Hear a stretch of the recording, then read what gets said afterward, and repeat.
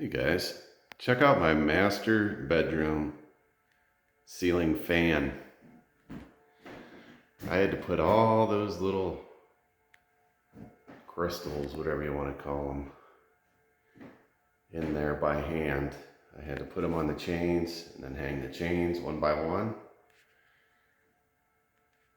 Those are three, I think they're called T12 candelabra lights. There's an E12. It might be E12. Anyway, that's my fan. You say, what? A fan? Yeah, it's a fan. Check this out.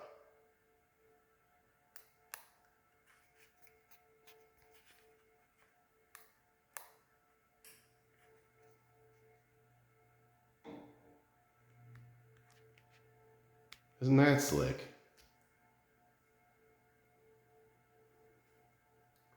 Anyway, wanted to show you my fan. It's kind of weird how the lighting was flickering there. That has something to do with my phone. That is not happening inside the room here. Anyways, I'll keep the video short. When you shut the fan off, which I just did by hitting the button here, the fan blades retract back into the chandelier. Pretty cool, huh? All right, thanks for watching.